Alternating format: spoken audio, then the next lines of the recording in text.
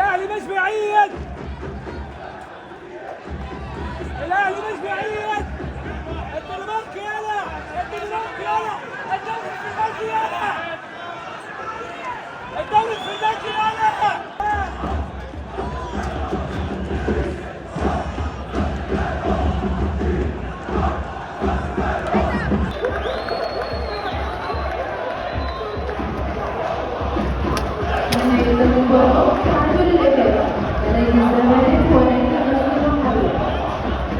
رقم المباراة نصيب اللاعب رقم 3 أحمد العيش نادي غزل المحلة.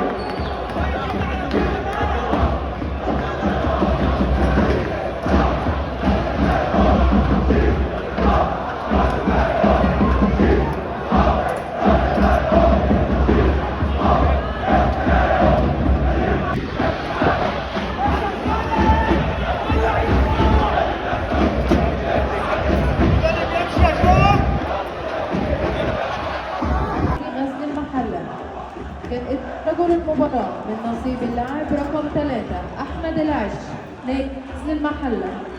كده على كده بقى.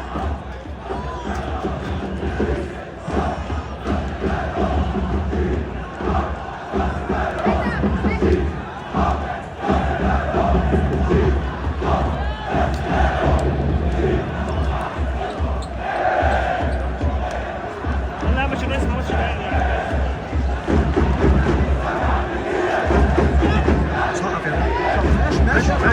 لا يا باشا، من هنا يا باشا، من هنا يا باشا، من هنا يا الاهلي باشا. مش بعيد. حسام عبد المجيد، الاهلي مش بعيد، الاهلي مش بعيد.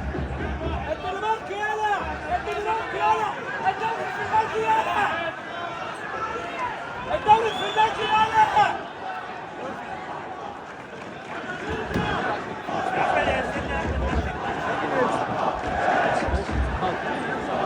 يلا يا كابتن.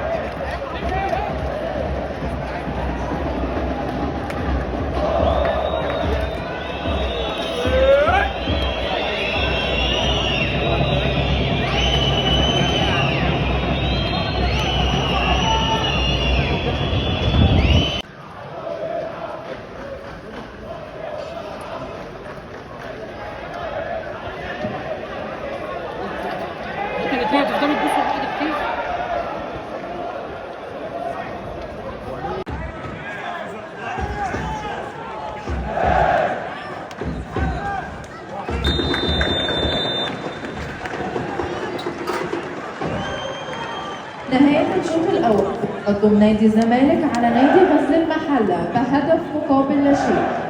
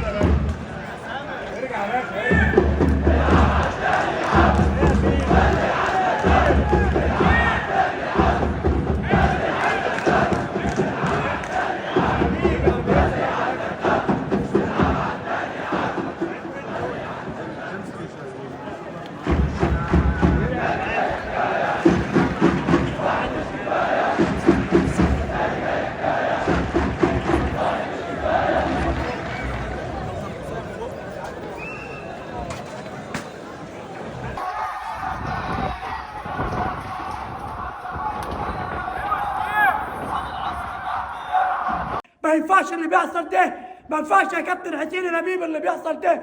لازم جون ادوار ياخد موقف مع فريرة دي خالص، لازم يمشيه. انتوا ازاي بتعانوا بالدولار وازاي جايبين مدرب ياخد 25,000 دولار في الشهر على ايه؟ المفروض ياخد 25 سنة سجن، مش ياخد 25,000 دولار في الشهر، ياخد 25 سنة سجن يا اخي. عم صلاح، النهارده الزمالك بيتعادل مع غزل المحله وشفتك بتتعصب، يعني اوصف لي النهارده شعورك يا عم صلاح. والله شعور النهارده ان الزمالك بقى في اسوأ حالته بالمدرب دوت، وانا بقول لك كابتن جون ادوار لابد من رحيل المدرب دوت. انا بقول لك كده ما ينفعش، الجمهور مش هيتحمل اكتر من كده تاني. الجمهور دمه اتحرق، يعني ضيع حوالي 11 نقطه من النادي من الفريق. حرام يعني، حرام. من 30 نقطه ناخد 18 نقطه، هننافس على الدوري ازاي؟ ده احنا ممكن لو فيرنا كمل مش هنطلع من ضمن السبعه اللي هننافس على بطوله الدوري في الدور الثاني.